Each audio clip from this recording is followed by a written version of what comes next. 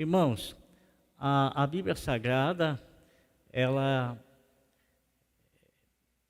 o que nela está escrito não está escrito de vontade humana, vontade própria. O que nela está escrito teve a inspiração do Espírito Santo de Deus. E ela é uma das coisas, ou para a nossa vida espiritual, é a coisa mais importante que existe. Mais importante que existe. E dentro da Bíblia Sagrada, nós encontramos algumas passagens que nos mostram a respeito, escrito e em experiência também, a respeito de um novo nascimento. Esse novo nascimento, nosso Senhor Jesus Cristo, ele, num questionamento, quando alguém o procurou de noite, ao escurecer, um homem chamado Nicodemos, ele fazia parte do Sinédrio, de princípio, ele tinha uma convicção muito grande no coração dele, de que aquilo que acontecia com Jesus, aquilo que Jesus realizava, só podia vir da parte de Deus. Então, ele vai procurar o Senhor de noite, porque ele era uma das pessoas mais sábias, porque o Sinédrio ali eram os representantes das tribos de Israel. E eles estavam ali para julgar as questões religiosas. Havia-se essa reunião entre eles que julgavam questões religiosas. Eles eram autoridades eclesiásticas, por assim se dizer. E o julgamento que eles faziam baseado no conhecimento que eles tinham a respeito do Velho Testamento. Não havia um líder em Israel, um líder de tribo, que não conhecesse, que não conhecia os princípios do Velho Testamento. E consequentemente, eles realizavam o seu julgamento baseado nas leis do Senhor, nas leis de Deus.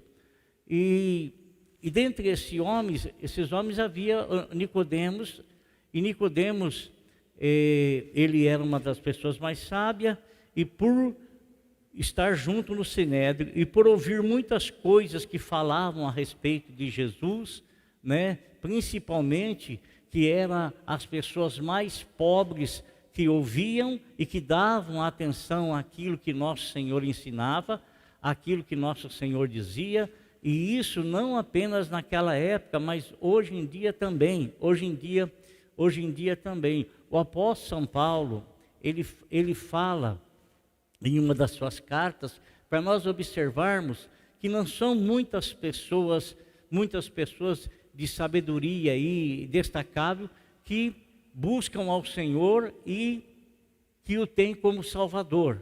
Não são muitas. E muitas dessas pessoas não procuram o Senhor, porque eles se preocupam muito o que é que irão dizer deles.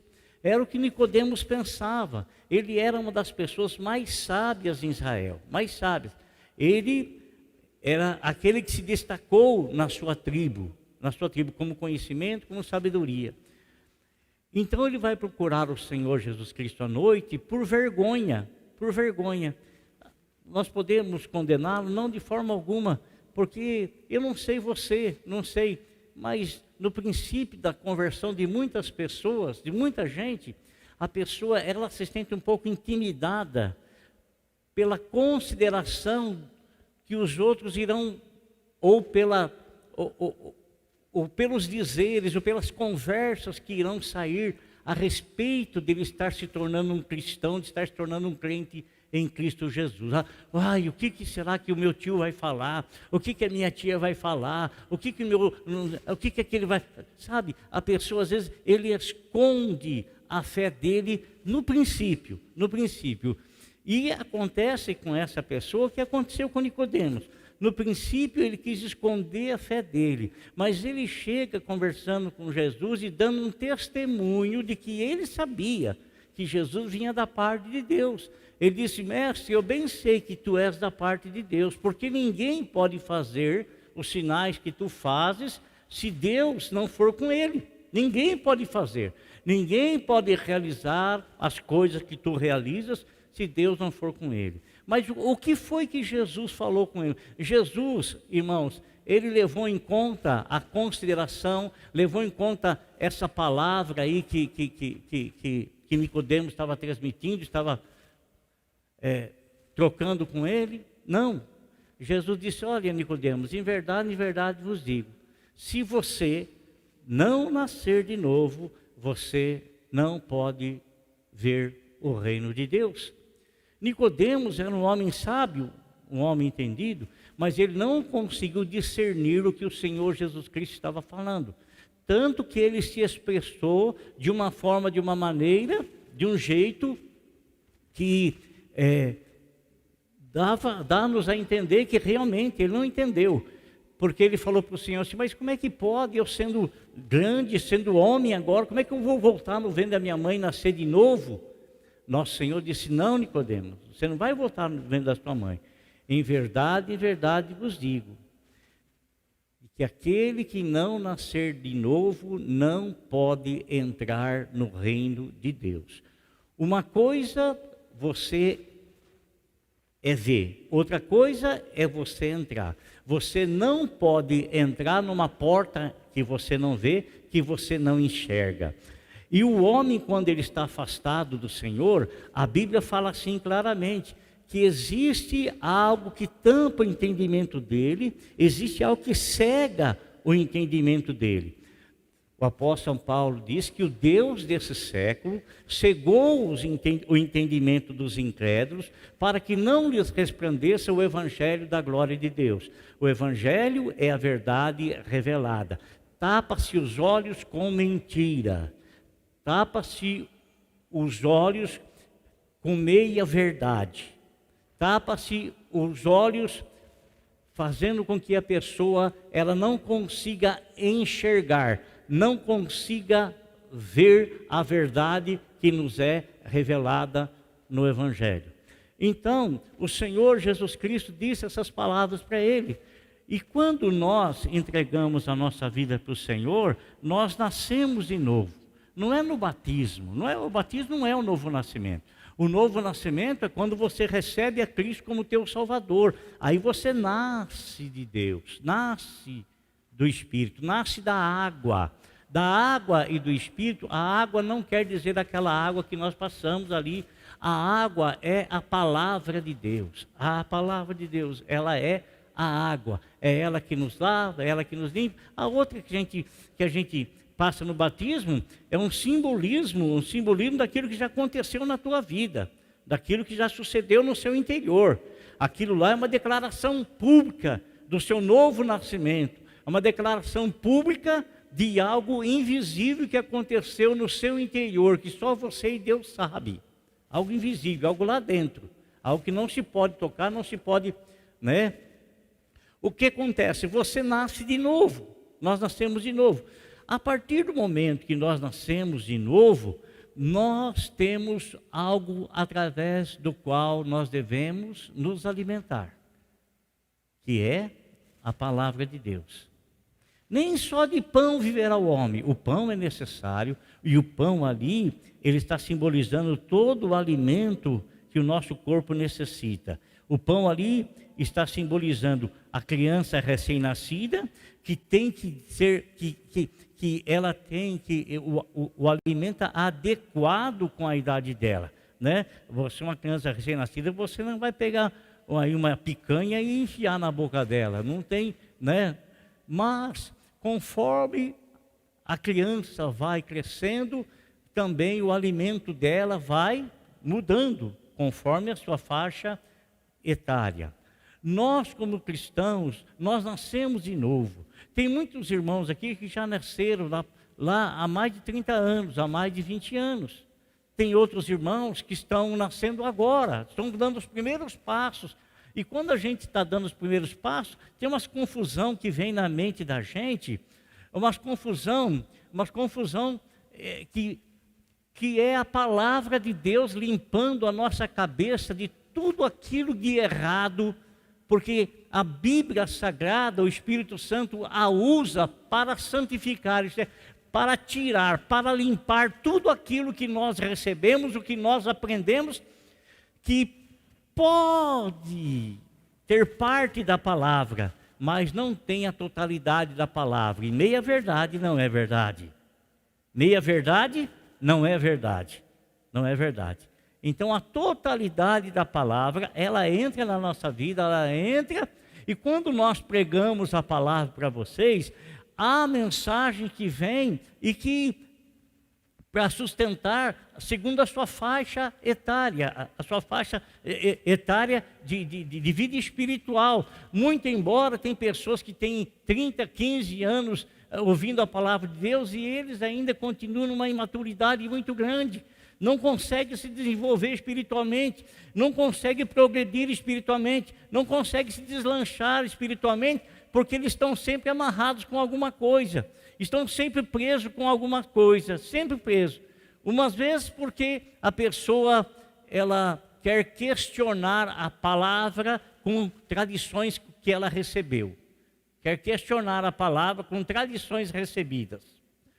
Outra questão é a pessoa não querer se inteirar do conhecimento pleno da vontade do Senhor. Porque a Bíblia fala assim, conheçamos e prossigamos em conhecer o Senhor. Desenvolva a sua salvação através do conhecimento da palavra de Deus, através da revelação da palavra de Deus.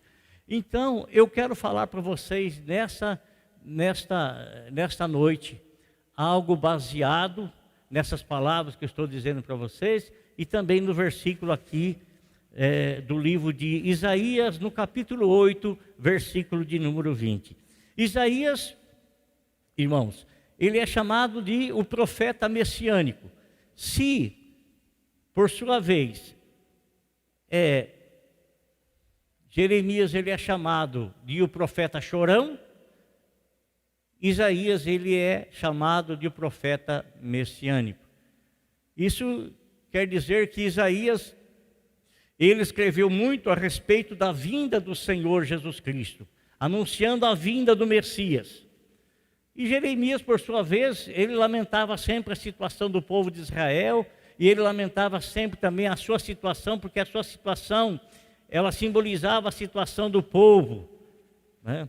Então, Isaías escreve no capítulo 8, versículo de número 20, essas palavras assim.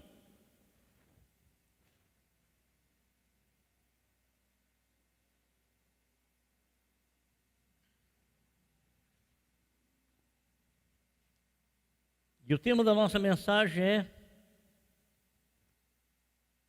somente a Deus devemos adorar. Somente a Deus devemos adorar. Isaías 8:20 está escrito assim: há a lei e os mandamentos. Se eles não falarem conforme esta palavra, vocês jamais verão a luz. Vou repetir. Isaías 8:20. Há a lei e os mandamentos. Se eles não falarem conforme esta palavra, vocês jamais verão a luz. Irmão, preste atenção no que eu vou explicar para você, com a graça de Deus. Essa palavra aí, Deus, através do profeta, estava orientando as pessoas o perigo que elas corriam. Por quê? Porque, amado, está escrito ali a responsabilidade que um pastor tem, ou que um doutrinador tem, ou que um ensinador tem, ao ministrar e ensinar a palavra de Deus. Está escrito uma alerta para os pregadores, para os doutrinadores, para os ensinadores da palavra de Deus. Não queira ser mestre, porque o mestre é aquele que ensina, é aquele que orienta, é aquele que aponta o caminho, é aquele que tem, segundo a graça do Senhor, a condições de explicar as Sagradas Escrituras. Então ele fala: não quereis ser mestre, porque você como mestre receberá o mais duro juízo. Olha a responsabilidade que está sobre a vida dos pregadores, dos pastores e daqueles que fazem menção da palavra de Deus. Ele está dizendo ali, há a lei e há os mandamentos. Se eles não te ensinarem conforme a palavra, vocês jamais verão a luz. Quer dizer, se o pregador não for sincero, se o pregador não for honesto naquilo que ele ensina, se o pregador não tiver a responsabilidade do peso que é cuidar das pessoas que não são deles, que não pertencem a denominação nenhuma, mas que verdadeiramente pertencem tão somente ao Senhor Jesus Cristo, porque foi o Senhor Jesus Cristo que nos comprou, e a moeda com que Ele pagou, que Ele nos adquiriu, foi a moeda, o valor mais importante que existe, que é a vida dele, o sangue dele. Ele pagou o preço do meu resgate, ele pagou o preço do seu resgate.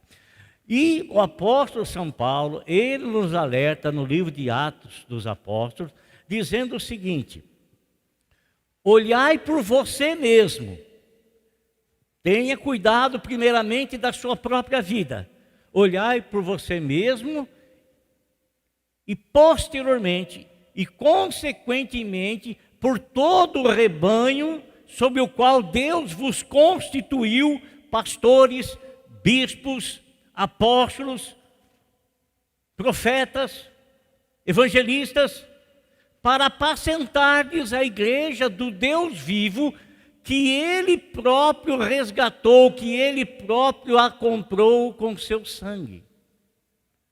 Olha a responsabilidade, olha a responsabilidade. Meu irmão, você pertence ao Senhor Jesus, foi Ele que te salvou, foi Ele que te resgatou, foi Ele que pagou o preço pela tua vida. Você não pertence a pastor nenhum, você não pertence a igreja nenhuma, ninguém tem direito, ninguém é dono da tua vida. O dono da tua vida, por direito de criação e por direito de salvação, é o Senhor Jesus, porque Ele te formou no ventre da tua mãe e Ele veio aqui para salvar a você, para te dar a você a salvação. Então, se um pregador, ele tem um povo ali e ele poderá direcionar o povo para um caminho não correto, para um caminho não certo. E ele fazendo isso, as pessoas que vão ouvir a mensagem dele, essas pessoas não conseguirão ver a alva, não conseguirão ser salvas, não conseguirão ser salvas. Não conseguirão. Por quê? Porque é por intermédio da pura, santa, imaculada palavra de Deus que nos vem o conhecimento da biografia e da pessoa de nosso Senhor Jesus Cristo, aquilo que Ele fez por nós, o preço que Ele pagou para nos resgatar. E sabe, meus irmãos, a Bíblia, ela nos dá um entendimento de uma coisa, que nós temos ela e nós devemos considerá-la da maneira como ela revelou, como na maneira como o Espírito Santo revelou aos escritores, revelando o que ela é. O apóstolo São Paulo, em 2 Timóteo, no capítulo 3, versículo 16, ele escreve assim: toda a Escritura é inspirada por Deus e útil para o ensino. Toda a Escritura tem inspiração divina e ela é útil para o ensino. Nós encontramos na Bíblia Sagrada, irmão, inúmeras referências a respeito de se ensinar a palavra de Deus, a respeito de trazer o conhecimento às pessoas a respeito da palavra de Deus. E nós encontramos também nosso Senhor Jesus Cristo dizendo no capítulo 5, versículo 39 de João, ele fala assim, ó: vocês estudam cuidadosamente as Escrituras, porque pensam que nelas vocês têm a vida eterna, e são elas que de mim testificam.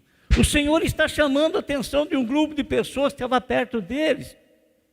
E essas pessoas eram pessoas estudiosas da Bíblia Sagrada. Estudiosas. E a Bíblia Sagrada, desde Gênesis até Apocalipse, ela aponta e mostra uma única pessoa. Às vezes, com simbolismos. Nosso Senhor Jesus Cristo. E o Senhor Jesus, conversando com um grupo de pessoas, ele ficou admirado, porque esse grupo de pessoas eram estudantes do Velho Testamento, e eles estudavam o Velho Testamento para se aproximar dos ensinos e, consequentemente, prepararem para esperarem, para aguardarem a vinda do Messias. Mas só que eles tiveram uma interpretação errada. Por quê? Porque eles pensavam que o Messias descrito na palavra de Deus, que seria o libertador de Israel, eles pensavam que naquela época, naquele tempo, por Israel estar debaixo do jugo romano, eles pensaram que o Messias viria e ele portaria uma espada para a guerra. E ele, com essa espada, ele então iria libertar o povo de Israel do jugo romano.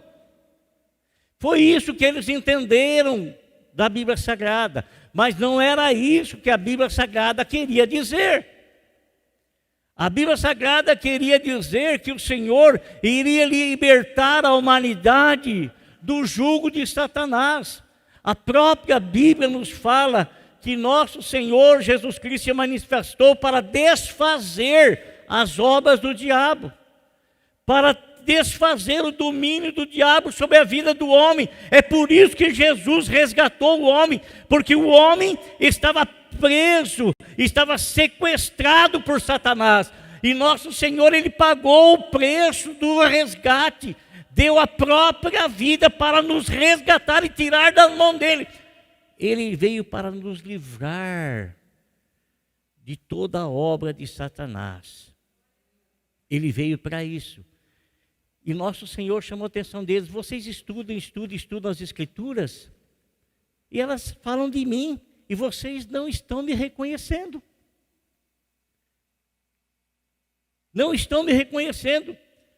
Vocês estudam, elas falam de mim e vocês não estão me reconhecendo. Em outra tradução diz assim: examinai as Escrituras, porque vós cuidais ter nela a vida eterna, e são elas que de mim testificam.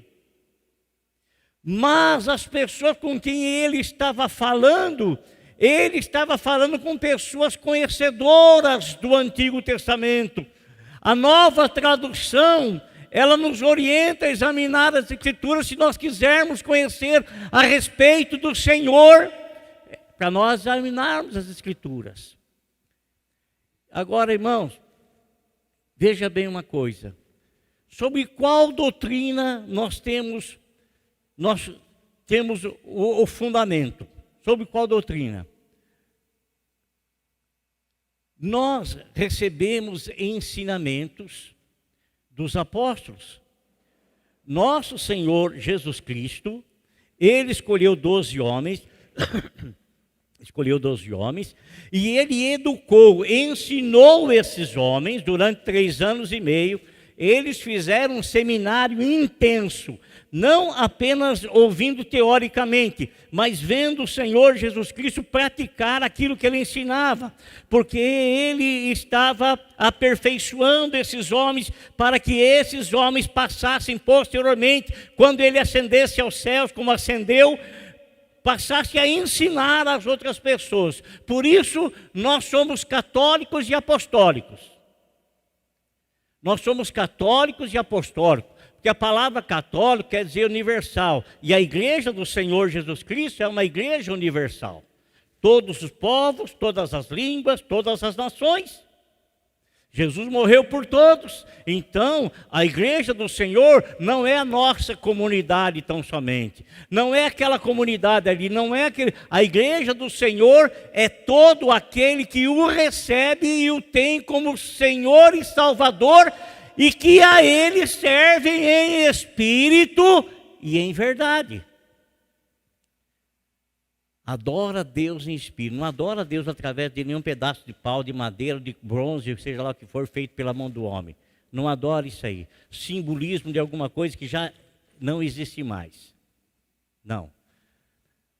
Em verdade, segundo aquilo que a palavra de Deus nos revela. Então nós estamos firmados sobre os ensinos universal, que é o ensino da Bíblia Sagrada, e sobre a doutrina dos apóstolos, católico-apostólicos. Nós não somos romanos, porque nós não reconhecemos como cabeça da igreja nenhum homem. Nós reconhecemos como cabeça da igreja aquele que a Bíblia fala que é. A Bíblia fala que foi inspirado pelo Espírito Santo. E a Bíblia fala que nosso Senhor Jesus Cristo, Ele é o cabeça da igreja e é o salvador do corpo. Nosso Senhor Jesus Cristo, nós somos católicos, apostólicos, e a nossa fé é depositada nos ensinos da palavra de Deus. Não em ensinos que vieram posteriormente, após os homens santos de Deus escreverem já no suficiente, na sua totalidade, a Bíblia Sagrada, e que há uma advertência dentro dela, que nós não podemos nem tirar e nem acrescentar absolutamente nada além daquilo que está escrito. Nada. Está me entendendo? Nada. Não podemos tirar e nem acrescentar. Uma vez que esses 12 homens foram ensinados pelo Senhor, e o Senhor ascendeu aos céus, e o Senhor direcionou-os com autoridade para que Ele ensinasse a outras gentes, da mesma forma como o Senhor os havia escolhido do meio do povo também começou a se levantar outras pessoas, através dos ensinamentos dos apóstolos, e consequentemente essas pessoas, eles começaram a anunciar, e do meio do povo que eles ganhavam, foram levantando outros, e esses outros, e houve-se uma multiplicação de pregadores, até chegar aqui nos nossos dias.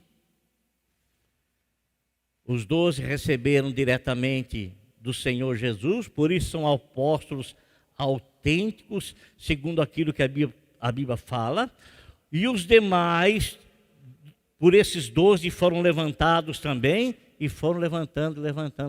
Agora, olha o que está escrito no capítulo 2, versículo 42, no início da igreja.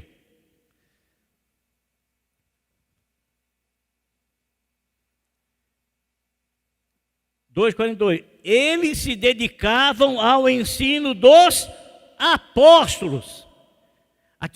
A igreja no início do século, no início quando foi fundada, e almas começaram a se converter, esse povo se dedicava àquilo que os apóstolos ensinavam. Olha o que Paulo fala. Paulo não foi contemporâneo de Jesus, não foi. Ele não foi. Ele se converteu após o Senhor ter ascendido aos céus, anos posteriormente. Mas o apóstolo São Paulo, no capítulo 11, versículo 23 de 1 Coríntios, ele fala assim: assim como eu recebi do Senhor, vos ensinei. Ele não acrescentou absolutamente nada da cabeça dele e nem da tradição religiosa a qual ele foi formado. Ele nasceu de novo. E o novo nascimento tem um alimento. E este alimento do novo nascimento é o alimento puro da palavra de Deus. nada mais acrescentar. Essa palavra ela é totalmente suficiente para satisfazer a nossa fome espiritual. Suficiente. Não precisa acrescentar nada. Não precisa colocar qualquer outra coisa, qualquer acessório. Não precisa incrementar absolutamente nada. A palavra de Deus, ela é alimento suficiente. Com todas as vitaminas, com todo o poder, com toda a autoridade. E não há necessidade de mais nada, absolutamente mais nada. Olha aqui, irmão. Paulo disse: tenham cuidado para que ninguém vos escravize a filosofias vãs e enganosas, que se fundamentam nas tradições humanas e nos princípios elementares desse mundo e não em Cristo. Está querendo dizer aqui, o apóstolo São Paulo chamando a atenção dos colossenses, porque estava vindo gente do judaísmo entrando na igreja e colocando coisas que eles haviam aprendido lá no Velho Testamento. A igreja é uma nova criatura. E como nova criatura, o que a igreja tem e o que o Senhor Jesus Cristo revelou a ela e o que o Espírito Santo revelou para que os apóstolos e outros demais escrevessem é a revelação de Deus para a igreja. É o suficiente. Não precisa de nenhuma tradição. Não precisa trazer absolutamente nada de fora, irmão. Eu não preciso abrir um guarda-chuva aqui dentro, sabe por quê? Sabe por que eu não preciso abrir um guarda-chuva aqui dentro? Porque eu estou protegido. Não há necessidade. Não há necessidade. Então não há necessidade de colocar nada, porque o que for colocado está querendo dizer assim que aquilo que o Senhor deixou não está sendo suficiente. A gente precisa de acessórios, precisa de outras coisas, precisa de outros nomes, precisa disso, precisa daquilo, precisa de outra coisa. Olha o que eu vou mostrar para vocês aqui na palavra de Deus.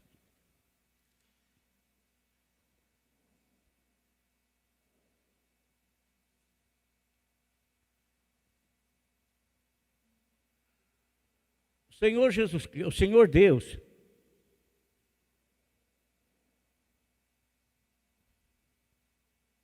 Ele deu a revelação dos mandamentos para Moisés entregar para o povo. Escritos único que nós temos de Deus são dois. O primeiro, os 10 mandamentos, que Moisés subiu ao monte, e lá então ele recebeu as tábuas de pedra. Qual é o lápis que vai escrever na tábua de pedra? Lá recebeu. Deus escreveu os 10 mandamentos com o seu dedo. Os 10 mandamentos. E seria muito bom, mas muito bom, se nós tivéssemos pelo menos a curiosidade de saber o que é que os 10 mandamentos falam. Por quê? Porque não houve nenhum tipo de revogação no Novo Testamento a respeito dos 10 mandamentos, a não ser de não guardar o 7º dia. Os outros todos, porque era algo especificamente com os judeus. Agora o primeiro mandamento: não terás outros deuses diante de mim. Não farás para ti imagem de escultura, nem semelhança alguma que há em cima nos céus, ou na terra, ou embaixo nas águas. Não farás, não está dizendo, mas é categórico, irmão. Não farás para ti. É imperativo. Não farás para ti imagem de escultura, nem semelhança alguma do que há em cima nos céus, embaixo na terra ou nas águas. Não farás. Não se curvarás perante ele e nem lhes prestará culto. Porque a Bíblia fala que quem faz isso está praticando uma maldade contra a palavra de Deus. Contra a palavra de Deus. Mas, pastor, e as visões que as pessoas têm por aí? Que visão, meu irmão? Que visão? Que visão? Uma visão igual. Houve e até se construiu um local lá na Serra de São Domingos. O menino que teve aquelas visões, os pais me chamaram um dia para ir na casa dele, porque ele estava louco. Ele saía pelado pela estrada fora, saía para lá, saía para cá pelado. Depois teve a visão e a psiquiatria responde o que é isso. Que visão, irmão! Ao homem está ordenado morrer uma vez só, vindo depois disso o juízo. Para onde o homem vai, ele não sai de lá de jeito nenhum. Nem quem foi para o inferno, nem quem foi para o céu. Ninguém veio visitar parente aqui na terra, não. Ninguém, não existe isso. É conversa para aqueles que não conhecem os princípios fundamentais da palavra de Deus. Não existe. Não existe em absoluto. Não existe isso. É o que a palavra de Deus fala. Mas você pode acreditar nas tradições. E você fica preso nessas tradições. Que se comparado com a palavra de Deus não subsiste. Não resiste. Cai por terra. Cai por terra. Então, olha aqui o que a Bíblia fala. Nosso Senhor Jesus Cristo, quando ele foi tentado por Satanás, Mateus capítulo 4 e Lucas capítulo 4. Quando nosso Senhor Jesus Cristo foi tentado por Satanás, em uma das 3 tentações que Satanás fez com ele, Satanás disse para ele assim: olha aqui todos os reinos, tudo isso eu vou te dar se você se prostrar perante mim e me adorar. Qual foi a resposta de nosso Senhor Jesus Cristo? Vamos entendê-la. Nosso Senhor Jesus Cristo disse: arreda-te de mim, Satanás, sai da minha frente. Porque está escrito: somente ao Senhor Deus adorarás, e só a Ele darás culto. Ah, mas não tem problema eu adorar São Pedro? Tem problema eu cultuar São Pedro? Tem problema eu cultuar São Paulo? Não, vê na palavra de Deus se tem problema não. Toda forma de adoração, se não for dirigida para Deus, indiretamente estará se adorando Satanás. Toda ela. Toda forma de adoração, de culto, tudo, toda forma. É o que a palavra de Deus fala. Satanás, está escrito: somente ao Senhor teu Deus adorarás. Ele não falou que tinha que adorar deusas. Falou? Ele não disse que tem que adorar qualquer outro nome, qualquer outra pessoa. Não disse. Somente ao Senhor teu Deus adorarás, e só a Ele. Quem? Só a Ele. Quem? Só a Ele. Deus Pai, Deus Filho, Deus Espírito Santo, Deus triuno. Só a Deus devemos adorar, e só a Deus, vou falar bem alto, só a Deus devemos adorar e prestar culto.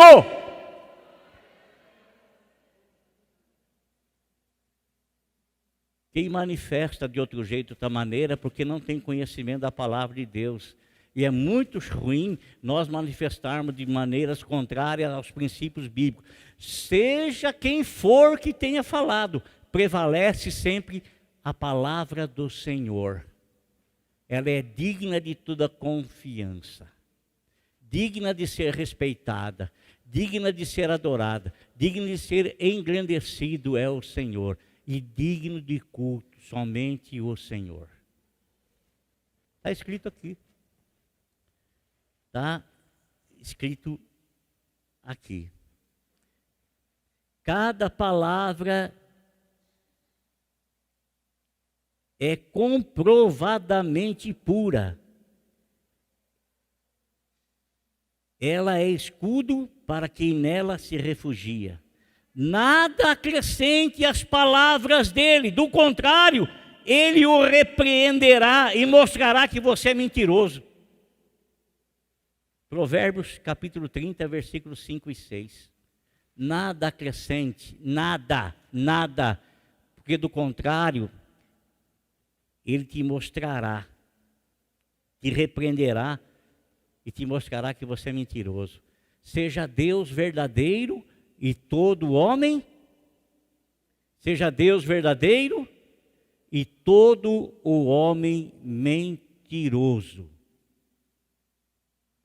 Tudo aquilo que o homem procura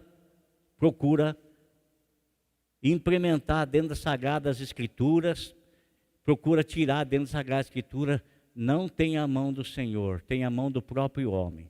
Haja visto que hoje em dia até estão formando aí, estão trazendo traduções de uma nova Bíblia para arrancar dela todos os versículos que condenam a atitude homossexual.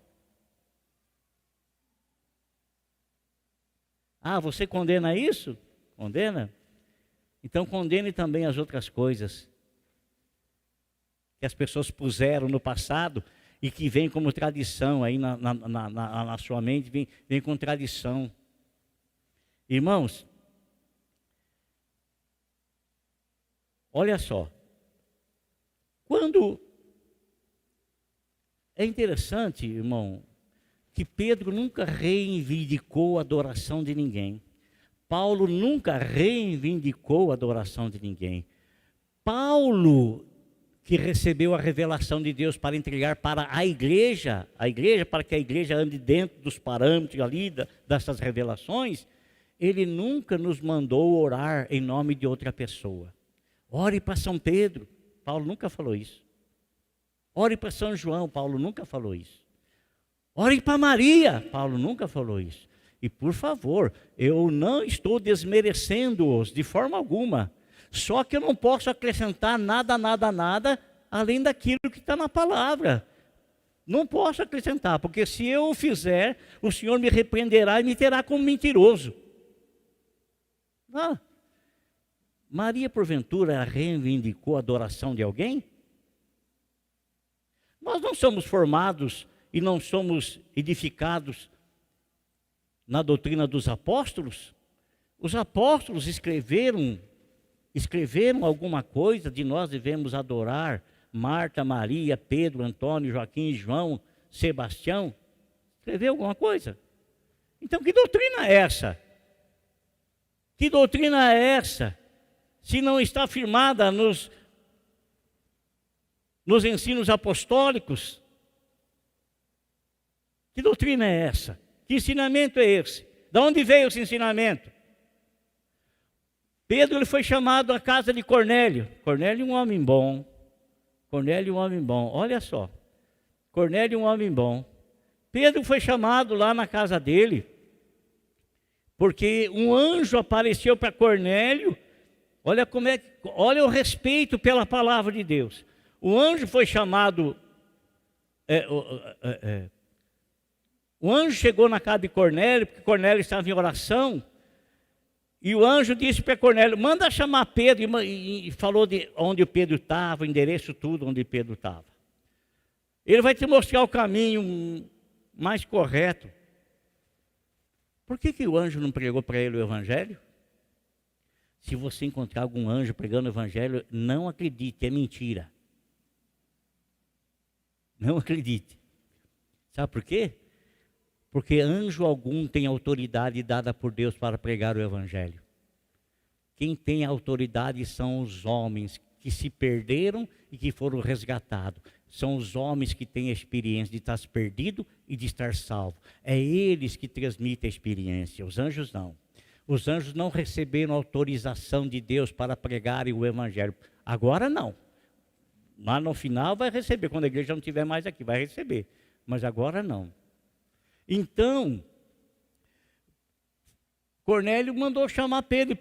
Quando Pedro chegou, olha só, quando Pedro chegou, o que Cornélio fez? O que ele fez? Ele ajoelhou-se diante de Pedro, como se fosse adorar a Pedro. Olha o que Pedro disse para ele,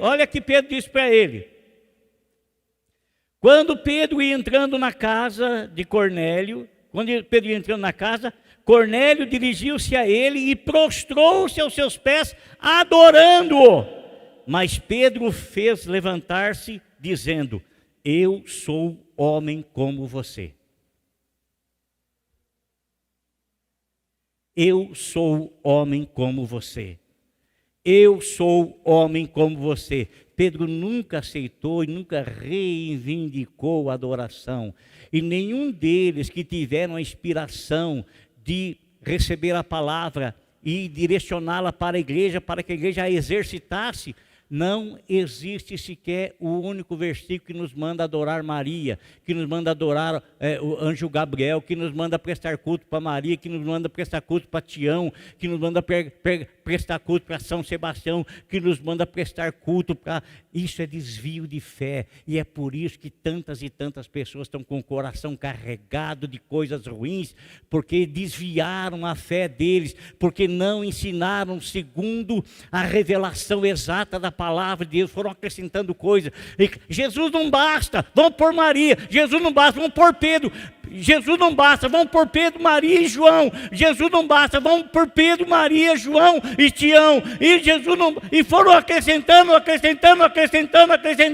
mas não existe outro nome dado entre os homens pelo qual o homem é salvo, a não ser o nome de Jesus. Não existe outro intercessor em favor do homem nos céus, a não ser Jesus. A Bíblia fala que ele ascendeu aos céus, sentou-se à direita de Deus e vive a interceder por nós. A respeito de quem mais fala isso? Homens vieram acrescentando, né? Vamos falar da enunciação, vamos falar que tal fulano ascendeu aos céus também no ano 300 da nova era, e que houve uma revelação contraditória, a revelação sagrada, a revelação dos quintos dos infernos. Revelação que contradiz a palavra de Deus, não é revelação da parte de Deus, não, porque o que era para ser revelado já está tudo aqui, não precisa acrescentar mais absolutamente nada. É o suficiente ou não é suficiente? É o suficiente ou não é suficiente? É o suficiente, não precisa mais nada não. Eu sou. Jesus não disse nós somos, ele disse eu sou. Eu sou. Não acrescentou mais ninguém, não. Nada. Então, todas as coisas que você pratica, colocam em xeque com a palavra de Deus, para ver se tem consistência, se aquilo está de acordo com a palavra, ou se aquilo está afrontando a palavra. Se estiver afrontando a palavra, está afrontando a Deus. Está afrontando a Deus.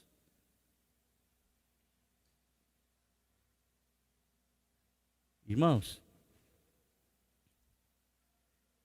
toda forma de adoração e culto que são desenvolvidos sem estar registrada na Bíblia, não tem o aval do Senhor nem da sua palavra, e é considerado como idolatria e desvio de fé. Desvio de fé. E indiretamente adorando a Satanás.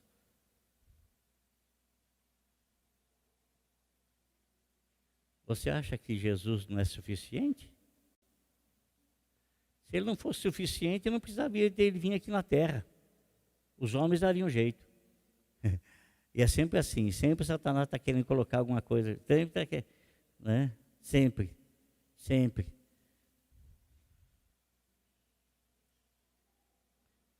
A inspiração das Escrituras, a palavra de Deus, ela tem origem divina, 2 Timóteo 16. Ela é infalível e pura, não precisa acrescentar nada, não precisa pôr nada. Se pôr, já não é mais a palavra de Deus pura, vem com mais alta autoridade. O Senhor a reconhece como autêntica. Você sabe onde está escrito isso? Você se lembra quando os dois meninos iam para Emaús lá, e Jesus ressuscitado apareceu do lado deles, e Jesus começou a explicar para eles a palavra de Deus, e falou sobre os livros das leis de Moisés, e falou sobre as profecias, autenticando a palavra do Senhor como verdadeira.